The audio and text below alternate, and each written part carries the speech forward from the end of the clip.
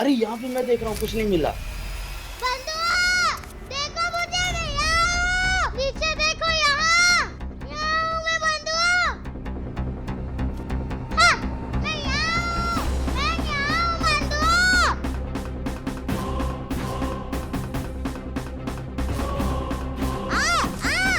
अरे अरे आ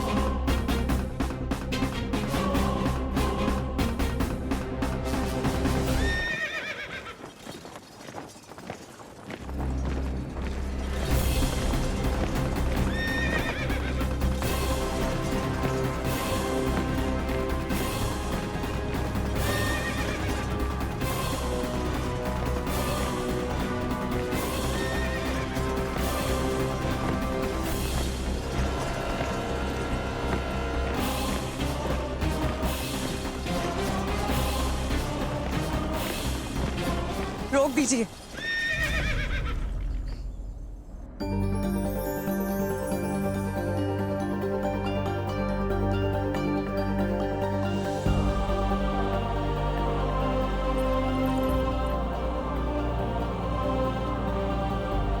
माता, माता, माता, माता, माता, माता, माता, माता, माता, माता, मारुति, मारुति! मारुति, माता, मैं यहाँ हूँ।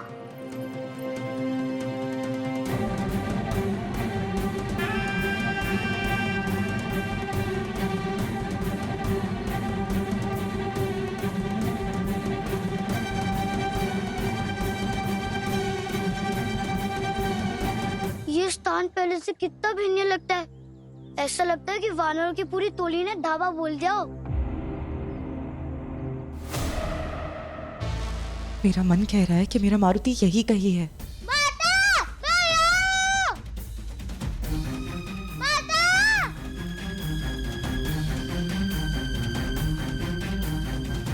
मारुति! माता, मारुति! मारुति, मारुति, मित्र कहाँ हो? मैं यहाँ हूँ माता। मारुति, कहाँ हो? बंधुआ, देखो मुझे, मैं यहाँ हूँ। माता, मारुति! माता, माता, माता।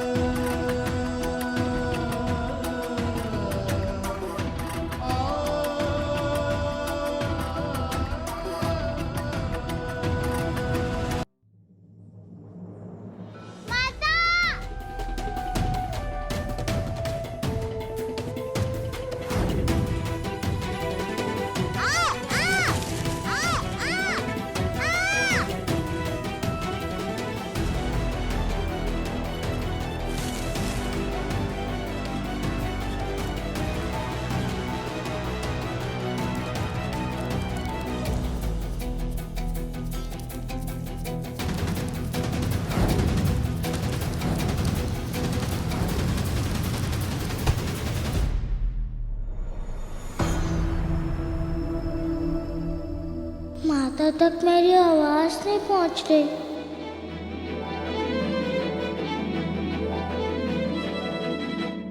ऊपर जाना होगा, इनके कंधों तक। किंतु उड़ने जितनी ऊर्जा ही नहीं बची है मुझ में।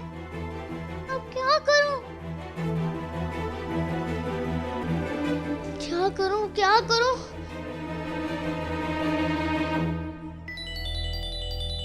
मारुति, मित्र कहाँ हो? मारुति!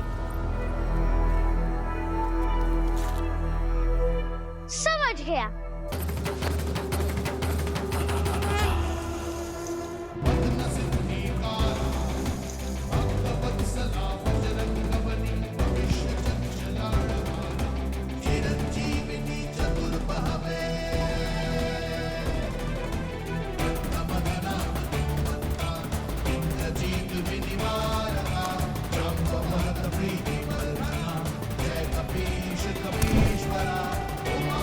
माता, बस को छोड़ो, मैं आ रहा हूँ।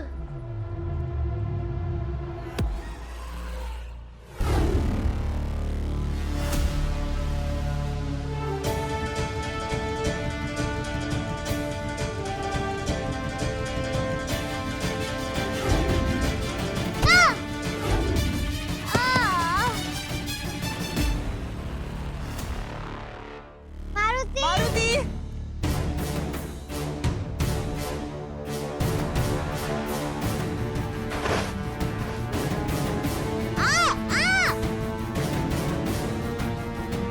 मुझे, छोड़ो।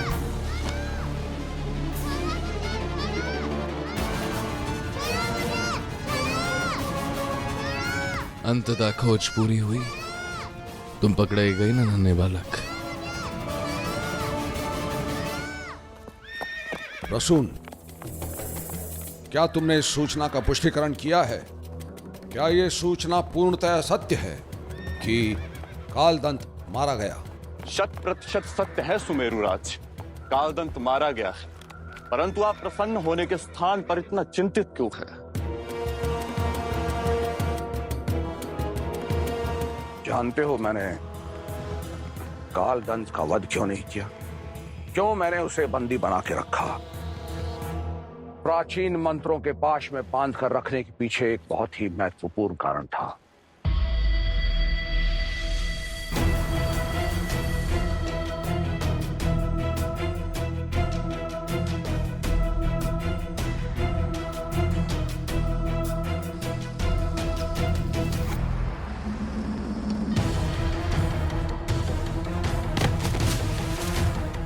जो भी कालदंत का वध करेगा उसे स्वयं काल का सामना करना होगा। पाताल काली का दंश सहना होगा उसे।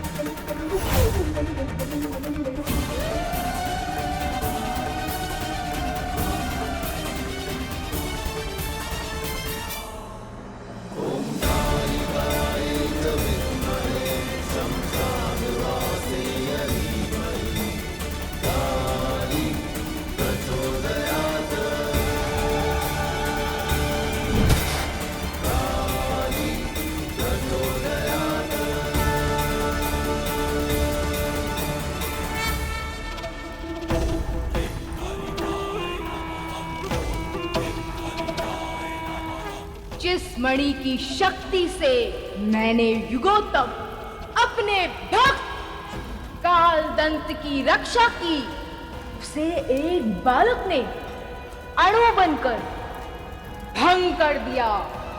अब उसे उसके दुस्साहस का दंड मिलेगा। पाताल काली की शक्ति को चुनौती देने वाले को स्वयं काल का ग्रास बनना होगा।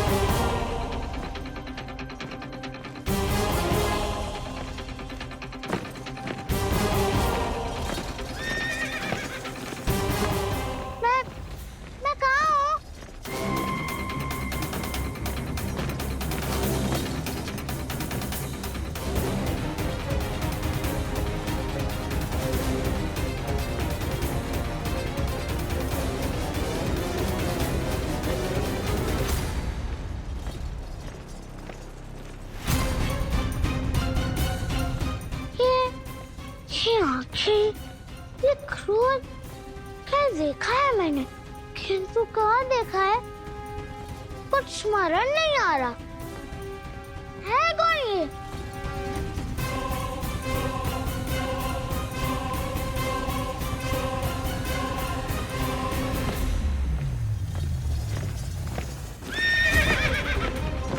कुछ भी करके मुझे अपने वास्तविक रूप में आना होगा।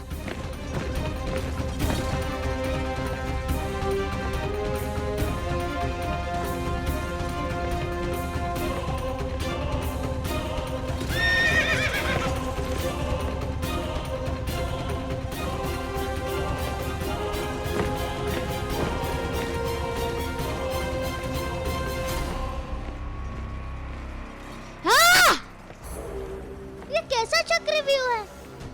पहले छोटा नहीं हो रहा था, अब छोटा हो गया तो बड़ा नहीं हो पा रहा। कैसा चक्रव्यूह है? कण बनकर मेरे वर को कलंक करने वाला वो वानर अब मेरे श्राप के कारण कभी अपने मूल स्वरूप में नहीं लौट पाएगा।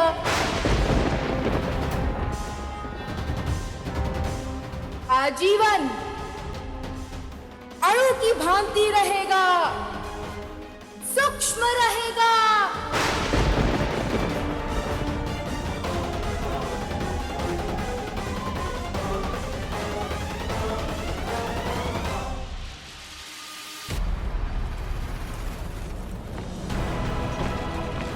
नहीं नहीं नहीं नहीं नहीं नहीं नहीं।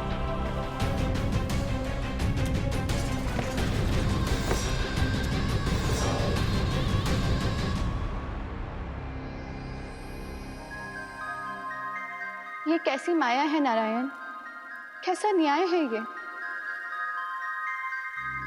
जिसे संसार में धर्म स्थापना का आधार बनना था, क्या उसका आकार सदैव यूं सूक्ष्म रहेगा?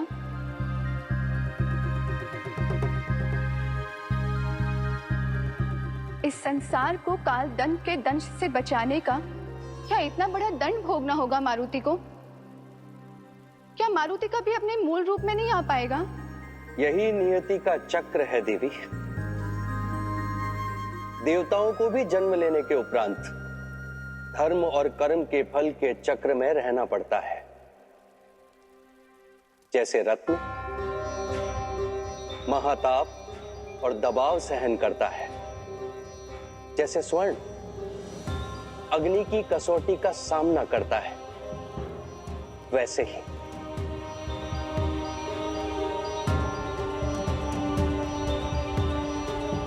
जिस क्षण मारुति ने अपने अभिमान का अंत करके अपने उन साथियों को बचाने का निर्णय लिया जो उसके साथ पहले दुर्व्यवहार कर रहे थे, उसी क्षण मारुति ने अपनी पहली सिद्धि अणिमा को प्राप्त कर लिया। मारुति का जीवन केवल यात्रा नहीं देवी, बल्कि उदाहरण है संपूर्ण संसार के लिए और ब्रह्मांड के लिए भी। और अब मारुति के जीवन की नई यात्रा आरंभ होने को है। वो यात्रा जो उसे संपूर्ण संसार का रक्षक बनाएगी, वो यात्रा जो अब हनुमान के नाम के साथ एक नया अध्याय जोड़ेगी।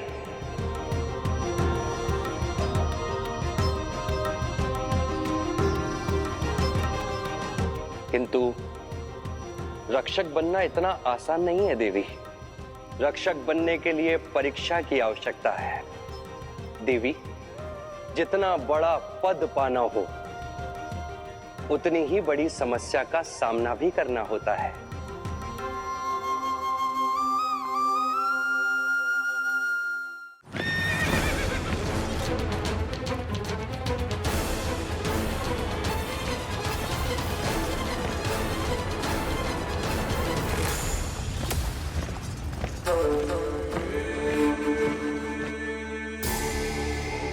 ये तो बताओ मित्र, इसके साथ अब करने क्या वाले? ये अनुरूप का शत्रु अब तुम्हारा बिगाड़ ही क्या सकता है कुछ? जानते हो मित्र, वन में हाथी को क्यों मारा जाता है? क्योंकि चींटी को सब बहुत छोटी समझते हैं। कांटा जितना छोटा होता है उतना ही चिपता है। दिव्य शक्तियां हैं इसके पास। मुझे सावधान तो रहना होगा। मार नहीं सकता इसे, किंतु बंदी बना के अवश्य रख सकता हूं। सोच रहा हूं किष्किंधा की किसी दीवार में चुनवा दूं या किसी पात्र में बांधकर दूर सागर में फेंक दूं। किंतु अभी नहीं, पहले इस खिलौने के साथ खेला जाए।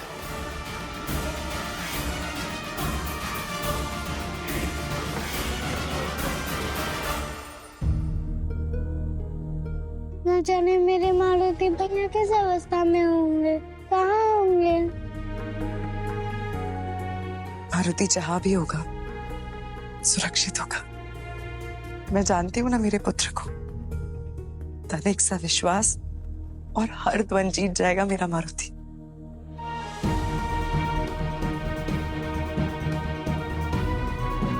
ये विश्वास तो मुझे भी है। अब तुम घर जाओ, तुम्हारे पिता चिंतित हो रहे होंगे और तुम दोनों भी अपने अपने घर चले जाओ। मुझे पूरा विश्वास है मेरा मारुति जहां भी होगा सुरक्षित अपनी माता के पास लौट आएगा।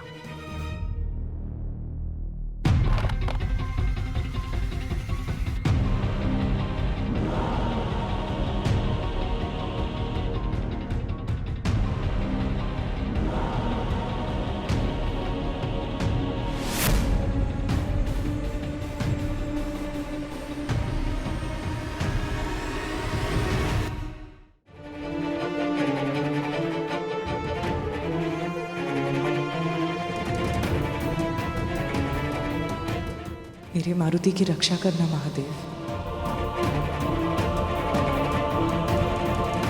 चलिए।